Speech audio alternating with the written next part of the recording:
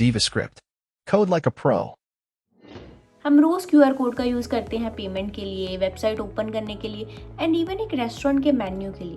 But कभी आपने सोचा है एक छोटा सा ब्लैक एंड व्हाइट बॉक्स इतनी सारी इन्फॉर्मेशन कैसे स्टोर कर लेता है? Hello guys, welcome to DivaScript। आज की इस वीडियो में हम बहुत ही सिंपल लैंग्वेज में देखेंगे कि एक क्यूआर कोड में क्या क्या कंपोनेंट्स होते हैं और क्यूआर कोड एक्चुअल में वर्क कैसे करता है। तो सबसे पहले एक मिथ क्लियर करते हैं कि क्यूआर कोड कोई random black and white pattern नहीं है। इसका एक प्रॉपर स्ट्रक्चर होता है और हर कंपोनेंट का कुछ ना कुछ मीनिंग है। तो क्यूआर कोड क्या है? It stands for quick response code. QR code एक 2D बारकोड होता है। अब हमें पता है बारकोड कैसा होता है। बारकोड में सिर्फ हॉरिजॉन्टल लाइंस होती हैं, यानी बारकोड 1 डायमेंशनल होता है। बट क्यूआर में 2D में डेटा स्टोर होता है, यानी वर्टिकली और हॉरिजॉन्टली दोनों में। इसी वजह से QR code stores much more data than barcode और इसी वजह से आजकल हर जगह क्यूआर कोड का यूज हो रहा है। तो सबसे पहला कंपोनेंट देखते हैं फाइंडर पैटर्न्स। अब फाइंडर पैटर्न्स क्या है? क्यूआर के 3 कॉर्नर्स में ये जो स्क्वायर होते हैं उसे हम बोलते हैं फाइंडर पैटर्न्स। अब इसका क्या काम है?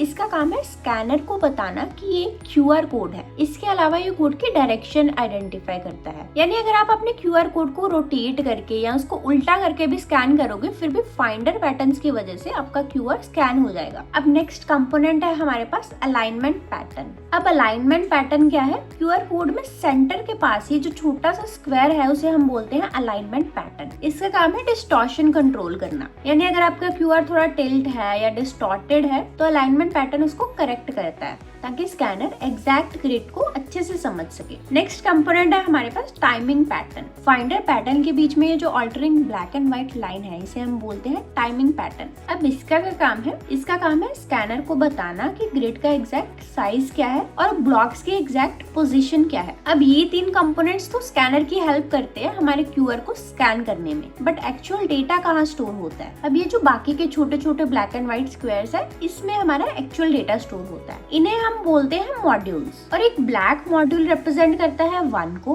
और व्हाइट मॉड्यूल रिप्रेजेंट करता है 0 को। और 0 और 1 हमें पता है कौन सी लैंग्वेज है? बाइनरी। तो इसका मतलब है एक क्यूआर कोड के अंदर बाइनरी लैंग्वेज में डेटा स्टोर होता है। फॉर एग्जाम्पल अगर आपने लिखा है youtube.com तो वो टेक्स्ट डायरेक्टली स्टोर नहीं होता, उसे पहले कन्वर्ट किया जाता है बाइनरी में। उसके बाद कुछ स्पेसिफिक एल्गोरिदम के थ्रू उसे ग्रिड में प्लेस किया जाता है। उसके बाद हमारे पास क्यूआर कोड के अलग अलग वर्जन आते हैं। तो हमारे पास क्यूआर कोड के टोटल 40 वर्जन हैं। अब हमारे क्यूआर कोड का कौन सा वर्जन है वो डिपेंड करेगा हमारे डेटा के साइज पर। फॉर एग्जाम्पल वर्जन 1 में हमारे पास ग्रिड का साइज होता है 21x21, वर्जन 2 में ग्रिड का साइज है 25x25 और वर्जन 40 तक जाते जाते इसका साइज हो जाता है 177x177। अब हमारा जितना ज्यादा डेटा का साइज होगा उतना ज्यादा ही हमारा वर्जन होगा। अब नेक्स्ट हमारे पास है एक बहुत ही पावरफुल पार्ट जो कि है एरर करेक्शन। अब अगर क्यूआर का 20 to 30% पार्ट डैमेज्ड भी है उस केस में भी हमने कई बार देखा है कि हमारा क्यूआर फिर भी स्कैन हो जाता है। अब वो कैसे पॉसिबल होता है? अब हमारा क्यूआर इंटेंशनली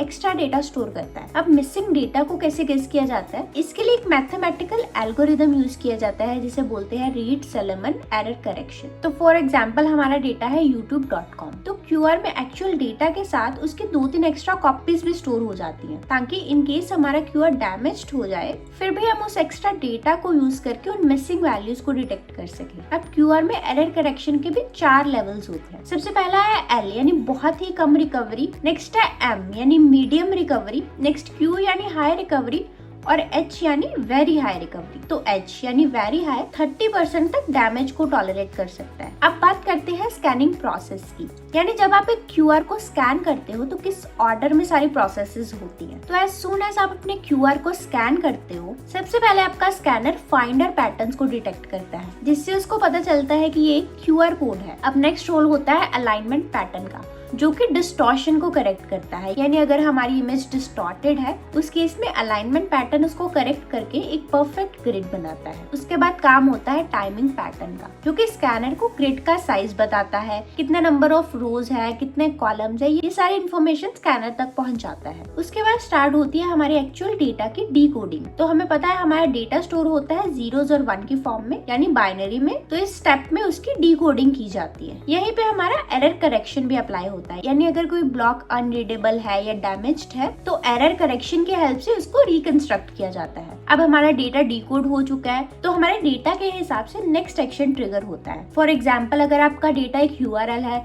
तो ब्राउजर ओपन हो जाएगा, अगर कोई पेमेंट लिंक है तो पेमेंट ऐप ओपन हो जाएगी, या कोई सिंपल टेक्स्ट है तो वो डायरेक्टली शो हो जाएगा। तो ये थी QR स्कैनिंग की कंप्लीट प्रोसेस। अब नेक्स्ट टाइम अगर आप किसी QR को स्कैन करो तो याद रखना है एक random black and white squares नहीं है, एक proper structured mathematical binary based system है जिसमें orientation correction, distortion correction, data encoding और एरर करेक्शन ये सब बिल्ट इन है। अगर आपको ये वीडियो पसंद आई हो तो लाइक कीजिए, कुछ डाउट हो तो कमेंट कीजिए और ऐसे ही टेक कॉन्सेप्ट्स को इजीली समझने के लिए DivaScript को सब्सक्राइब कीजिए।